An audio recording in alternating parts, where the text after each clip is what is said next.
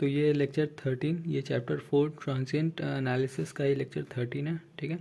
तो इसमें हम लोग क्या पढ़ने वाले हैं कि स्पेशल टाइप ऑफ सर्किट को पढ़ने वाले हैं। जब एक प्रैक्टिकल वोल्टेज सोर्स दिया रहता है, प्रैक्टिकल मतलब इसका इंटरनल रेजिस्टेंस होगा और उसके साथ सीरीज़ में इंडक्टर लगा हुआ है, तो इंडक्टर का क्या बिहेवियर होता है और ये सब वैल्यूज़ क्या क्या होगा उस समय ये निकालना है, ठीक है।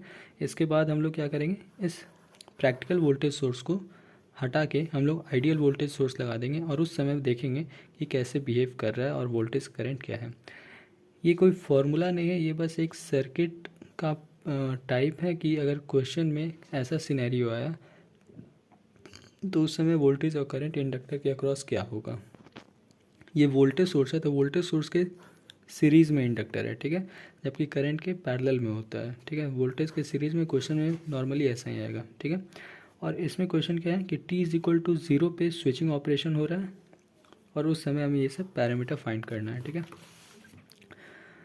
तो इसमें क्या है कि देखो t=0 पे स्विच क्लोज किया जा रहा है, इसका मतलब इससे पहले ये ओपन सर्किट था। ओपन सर्किट, तो ओपन सर्किट में ऑब्वियसली कब से था नहीं पता, मान लो 10 साल से ओपन सर्किट होगा, तो इसका मतलब इंडक्टर अनइनर्जाइज्ड था, ठीक है। इसीलिए IL0 क्या हो जाएगा, 0 एम्पियर। और according to property of inductor IL0 is equal to IL0+। तो ये जो 0+ का वैल्यू क्या हो जाएगा, 0 एम्पियर, ठीक है। अब इसमें फिगर को ड्रॉ करोगे t>0 तो दो चीज़ होता है। देखो जीरो वाला जो इंस्टेंट होता है, सॉरी ट्रांजिएंट जो इंस्टेंट होता है वो 0+ और इनफाइनाइट के बीच में होता है। तो इसको दो तरह से समझो, 0+ को एक इंस्टेंट समझ लो और 0+ के बाद इनफाइनाइट इतना दूरी को दूसरा इंस्टेंट समझ लो, ठीक है। तो दो तरह का सर्किट बनता है, एक 0+ एक >0। तो जो >0 होता है इसमें हम लोग बस स्विच को दिखाते हैं कि स्विच क्लोज हो गया, बाकी सब एज इट इज़ है। ये जो 0+ है ये ट्रू ट्रांजिएंट प्ले फेज़ है, जिसमें तुम्हारा इंडक्टर रिप्लेस हो गया है करंट सोर्स से, ठीक है। और करंट सोर्स का वैल्यू क्या है, तो भाई वैल्यू तुमको KCL और KVL लगा के इस ब्रांच का करंट या फिर वोल्टेज निकाल के ही लगाना, पता करना होगा, ठीक है। तो 0+ पे इंडक्टर रिप्लेस हो गया करंट सोर्स पे और उस करंट सोर्स का वैल्यू कितना है, तो KCL से या KVL से मिलेगा, जैसे यहाँ पे KVL से मिला, ठीक है। अब इस कंडीशन में जो वोल्टेज इस पे आ रहा है वो तुम्हारा क्या हो जाएगा, VL0+। क्यों, क्योंकि 0+ में इंडक्टर रिप्लेस हो जाता है इससे, दैट इज़ करंट सोर्स से। इस करंट सोर्स के अक्रॉस जो वोल्टेज होगा वही तुम्हारा VL0+ कहलाएगा, ठीक है। अब इसमें देखो IL0+ क्या था, 0 एम्पियर, मतलब जो करंट सोर्स से रिप्लेस होगा उसमें 0 एम्पियर करंट फ्लो करेगा। 0 एम्पियर बोलने का मतलब क्या हुआ, 0 एम्पियर का मतलब हो गया ओपन सर्किट। तो जब ओपन सर्किट है तो ओपन सर्किट में टर्मिनल वोल्टेज क्या होगा, सेम ही, तुम यहाँ पे मेज़र करो या यहाँ पे तुमको यही मिलेगा। यहाँ पे कोई वोल्टेज डिवाइडर रूल नहीं लगाने का ज़रूरत है, क्यों, क्योंकि सर्किट कंप्लीट है ही नहीं, ठीक है। 0 एम्पियर मतलब ओपन सर्किट, ठीक है। तो VL0+ मिल गया। उसी के बाद तीसरा क्या था, डिफ्रेंसिएशन ऑफ I0+। तो I0+, देखो यहाँ पे I0+ बोलो या IL0+, एक ही करंट है जो कि सर्किट में भी फ्लो कर रहा है और साथ ही साथ इंडक्टर में भी फ्लो कर रहा है। तो इसको हम इन जनरल I बोल देते हैं, ठीक है। IL बोलने के बजाय I, ठीक है। तो d/dt ऑफ I, इसमें क्या चीज़ है कि जो I जैसा हमने निकाला कि 0 एम्पियर है, अगर इसको डिफ्रेंशिएट करोगे तो बट ऑब्वियस 0 ही आएगा, क्यों, क्योंकि एक नंबर का डिफ्रेंशिएशन 0 होता है। मतलब ये सही तरीका नहीं है d/dt ऑफ I0+ निकालने का, ठीक है। तो हमेशा फंक्शन को डिफ्रेंशिएट किया जाता है, कभी भी फंक्शन के वैल्यू को डिफ्रेंशिएट नहीं किया जाता है, ठीक है। उसका एग्जाम्पल यहाँ पर लिखा हुआ है। तो इसका मतलब क्या हुआ कि I0+ तुम्हें क्या करना होगा, KVL या KCL लगा के करंट का एक्सप्रेशन निकालना होगा, उसके बाद उसको डिफ्रेंशिएशन करना है, ठीक है। तो वही चीज़ यहाँ पे लिखा हुआ है। वोल्टेज ऑफ इंडक्टर का फॉर्मूला क्या होता है, V=L/dy/dt, ठीक है। तो यहाँ से हमको इसको इस साइड लेते आओ और इसको इस साइड, ठीक ना। तो d/dt ऑफ I0+ क्या हो जाएगा, वोल्टेज अपॉन इंडक्टेंस, ठीक है। और ये 0+ पे हम लोग कैलकुलेट कर रहे हैं तो VL0+ यहाँ पे निकाले, जिसको यहाँ पे पुट कर दिए, आ गया। फिर से KVL लगाओ, ये जो KVL है इसको पूरा डिफ्रेंशिएट कर दो विथ रिस्पेक्ट टू t, तो तुम्हें ये मिल जाएगा। उसी तरह से ये भी मिल जाएगा, ठीक ना। ये कंक्लूज़न हुआ कि तुम्हारा ये सब जो क्वेश्चन में दिया हुआ था ये किन किन चीज़ों पे डिपेंड करता है। जैसे I0 प्लस I0 माइनस के बराबर होता है, ये तुम्हारा transient behaviour of inductor. VL0 plus is a function of I0 plus, ठीक है। उसी तरह से ये सब भी फंक्शन है। अब ये जो चीज़ था ये क्या है, ये बेसिकली तुम सर्किट को अंडरस्टैंडिंग के बेसिस पे ये सब पैरामीटर निकाल लिए, ठीक है। ये सब पैरामीटर निकालने का एक और तरीका होता है, that is help of transient equation, that is this one. ये तुम्हारा ट्रांजिएंट का इक्वेशन होता है। इसमें तुम क्या करोगे, 0 प्लस निकालोगे, इनफाइनाइट निकालोगे, इस इक्वेशन में पुट करोगे, ठीक है। इस इक्वेशन में पुट करोगे तो तुम्हें आई ऑफ टी का मिल जाएगा। मतलब आई ऑफ टी बोलने का मतलब I0 प्लस मिल जाएगा। टी में तुम अगर 0 पुट कर दोगे तो 0 प्लस का वैल्यू मिल जाएगा। इस आई ऑफ टी को डिफ्रेंशिएट कर दोगे तो तुम्हें ये मिल जाएगा, ठीक ना।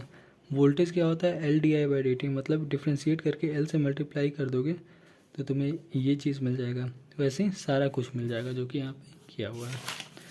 अब इसके बाद आता है यही जो हमने पढ़ा, ये क्या चीज़ था, इसमें प्रैक्टिकल वोल्टेज सोर्स था, मतलब एक वोल्टेज सोर्स जिसका इंटरनल रेजिस्टेंस है, ठीक है। अब हम लोग क्या करेंगे कि इसका जो इंटरनल रेजिस्टेंस है इस वैल्यू को डिक्रीज़ करेंगे। देखो ये सीरीज़ में रेजिस्टेंस है तो इस डिक्रीज़ करते करते अगर 0 लेते गए तो ये क्या बन जाएगा, प्रैक्टिकल आइडियल वोल्टेज सोर्स, ठीक है। तो वही चीज़ अब हम लोग यहाँ पे करेंगे कि ये वोल्टेज सोर्स है जिसके सीरीज़ में इंटरनल रेजिस्टेंस लिखा हुआ है, इस रेजिस्टेंस की वैल्यू को डिक्रीज़ करेंगे। तो R1 को घटाते घटाते R2 पे ले गए और R2 को फिर से घटा के हम लोग 0 कर देंगे। 0 मतलब रेजिस्टेंस, इंटरनल रेजिस्टेंस 0 हो गया, मतलब तुम्हारा आइडियल वोल्टेज सोर्स बन गया, ठीक है। और इस कंडीशन में वोल्टेज और करंट का वेवफॉर्म ड्रॉ करते हैं, ठीक है। तो ये जो वोल्टेज और करंट है ये तुम्हारा यही है जो कि यहाँ पे हम लोग ये तुम्हारा निकाले, वही सब चीज़ को अब यहाँ पे ग्राफ में प्लॉट करेंगे, ठीक है। तो यहाँ पे ऐसे बहुत ही सिंपल है। देखो t इज इक्वल टू 0 पे अगर क्लोज हो रहा है इसका मतलब क्या हुआ, 0 से पहले वाले इंस्टेंट दैट इज़ 0 माइनस पे ओपन था, और अगर ओपन था तो मतलब ओपन सर्किट में करंट 0 होता है, करंट 0, ठीक है, इसीलिए 0 माइनस पे 0 करंट, ठीक है। बात करें वोल्टेज का तो वोल्टेज क्या होगा, तो देखो 0 माइनस जो इंस्टेंट होता है वो उसको हम लोग स्टेडी स्टेट बोलते हैं, ठीक है। और स्टेडी स्टेट में इंडक्टर का वोल्टेज तुम्हारा क्या होता है, शॉर्ट सर्किट। शॉर्ट सर्किट मतलब 0 वोल्टेज, तो 0 माइनस पे तुम्हारा वोल्टेज क्या आएगा, 0। अब आता है तुम्हारा 0 या 0 प्लस एक ही होता है, तो 0 या 0 प्लस पे क्या वैल्यू है, ठीक ना। तो करंट और वोल्टेज का क्या वैल्यू वो फाइंड आउट करना है। तो देखो 0 प्लस क्या होता है, ये तुम्हारा 0 प्लस क्या है, एग्जैक्टली 0 प्लस, ग्रेटर दैन 0 वाला सीन नहीं है। ग्रेटर दैन 0 को हम लोग ये वाला बोलते हैं, ठीक है। ये तुम्हारा हम क्या बोले कि इसको एक, ये पूरा ट्रांजिएंट होता है, इसको दो भाग में बांटेंगे, एक 0 0 प्लस और दूसरा भाग क्या होगा यहाँ से यहाँ तक, मतलब ग्रेटर दैन 0, ठीक है। तो 0 प्लस में क्या हो रहा है, 0 प्लस तुम्हारा एक्यूट ट्रांजिएंट पोजीशन है जहाँ पे इंडक्टर रिप्लेस होता है वोल्टेज करंट सोर्स से, ठीक है। और उस करंट सोर्स का वैल्यू क्या होता है जो हम लोग KCL केवल से फाइंड करते हैं, ठीक है, दैट इज़ IL 0 प्लस। तो inductor holds the value of current in transient state, मतलब IL 0 plus is equal to IL 0 minus. तो 0 प्लस पे क्या होगा, 0 एम्पियर, ठीक है। और 0 प्लस के बाद ग्राफ क्या होगा, तो भाई सर्किट में देखो कि स्विच 0 पे क्लोज हो गया है तो करंट बहने लगा, करंट बहा मतलब करंट का वैल्यू बढ़ा, एनर्जी का वैल्यू बढ़ा, मतलब ये चार्ज होने लगा। चार्ज होने लगा तो ये चार्ज होगा, और कब तक चार्ज होगा, तो इनफाइनाइट, मतलब सेटलिंग टाइम तक चार्ज होते रहेगा और इनफाइनाइट पे जाके ये फुल चार्ज हो जाएगा, ठीक है। तो ये तुम्हारा करंट का कंटिन्यूस ग्राफ ऐसे बना। वोल्टेज का बात करें तो 0 प्लस पे क्या वोल्टेज होगा, तो 0 प्लस पे हमने क्या निकाला, 0 प्लस में हमने क्या निकाला कि यहाँ पे जो इंडक्टर रिप्लेस हो गया था 0 प्लस में, कि इसमें करंट सोर्स पे, और उस करंट सोर्स का वैल्यू क्या था, ठीक ना। तो करंट सोर्स तुम्हारा 0 एम्पियर का था, 0 एम्पियर मतलब ओपन सर्किट, तो पूरा वोल्टेज यहाँ पे अपीयर हो गया था, इसीलिए 0 प्लस पे क्या हो गया, पूरा वोल्टेज यहाँ पे आ गया, दैट इज़ V, जितना सोर्स है वही सेम वोल्टेज आ गया। और जैसे जैसे आगे बढ़ा तो हम एक चीज़ जानते हैं इंडक्टर में कि स्टेडी स्टेट वोल्टेज क्या होता है, शॉर्ट सर्किट मतलब 0 वोल्ट। तो कहने का मतलब इसके पास जो भी एनर्जी आया ट्रांजिएंट के दौरान वो ट्रांजिएंट फेज़ में ही डिस्चार्ज होगा, ठीक ना। तो ट्रांजिएंट फेज़ मतलब 0 प्लस के बाद से इनफाइनाइट तक वो अपना एनर्जी डिस्चार्ज करेगा, ठीक ना। अब ये जो एनर्जी गेन किया था 0 प्लस इंस्टेंट पे वो प्लस भी था तो ऐसे डिस्चार्ज किया, अगर नेगेटिव एनर्जी गेन करता तो इधर से ऐसे होता, ठीक ना। ये तुम्हारा सर्किट के बेसिस पे है, ठीक ना। क्वेश्चन में अगर ऐसा रहेगा तब ऐसे करेंगे। अब इसमें क्या किए, ये तुम्हारा क्या है, इसमें कुछ नहीं, इसका जो इंटरनल रेजिस्टेंस था इसका वैल्यू को डाउन करके ये किए, मतलब R2 लेस देन 1, ठीक है। तो ये भी तुम्हारा प्रैक्टिकल वोल्टेज सोर्स है और ये सब चीज़ सेम होगा।